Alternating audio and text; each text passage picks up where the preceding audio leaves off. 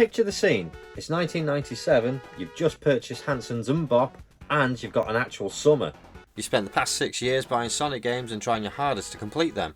Then Sonic Jam was released, where you could have all 4 Sonic games you've spent over £150 for, all for the price of one of them.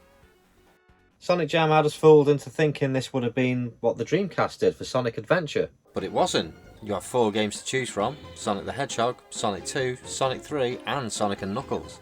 It's not just an emulated version of the games, they have actually added a few extras. In each game you can play a time attack level or play the special stages.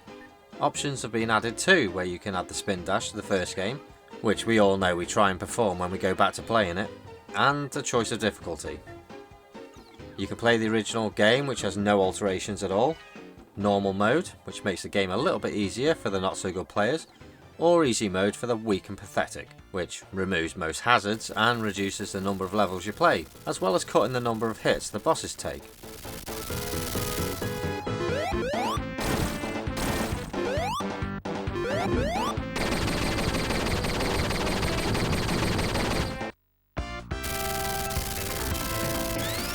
Sonic & Knuckles can be played on its own, or you can choose one of the 3 Sonic games to lock onto it. Of course Sonic 1 won't work, it's just going to be the special stages, but 2 and 3 do work. Sonic World is a 3D area where you can run around in an open world, albeit small, and check out the museums. There's the music room where you can play tracks for selected Sonic games and sound effects too.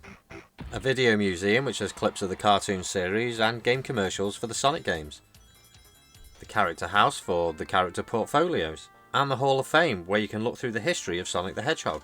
Aside from that, you can look for codes which will tell you the cheats for all the games. And there's a mission game. To activate this, you need to jump on the trampoline and complete the tasks in the fastest time possible. When you're finished, you need to jump back on the platform to end the task in the fastest time. But is this game any good? It's good, but it's not amazing. It's just another compilation game. Imagine collecting all the Mega Drive games and then this coming out. As I said, a few people thought this had a huge 3D game like Mario 64, but were soon disappointed. When you realise you're just getting what you already have, plus some bonus content, then it doesn't seem so appealing. The problem is, gamers and collectors just can't help themselves but buy these games over and over again. Like this, and this, and this, and this, and this, and this, and this, and that, and that, and of course this. Just can't help it. I'm not saying this game is crap, it was great for the people who didn't have a Mega Drive and a cheaper way to play the first 4 games. The added extras to help people play them without frustration was great. The 3D world was okay, but a bit of a letdown, but at least it ran smoothly and controlled fine. I didn't buy this immediately, but my friend did, and I was disappointed with the Sonic World side of things, but the Mega Drive side was pretty good.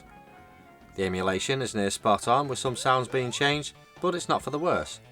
It's still a good game to own, but nothing mind-blowing. I'd give it 75%.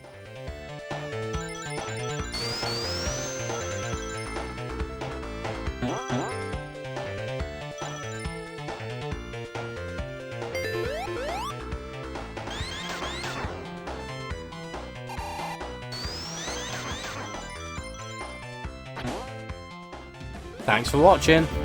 If for some strange reason you like my videos, please consider subscribing so I don't feel so unpopular. Do you know what I mean?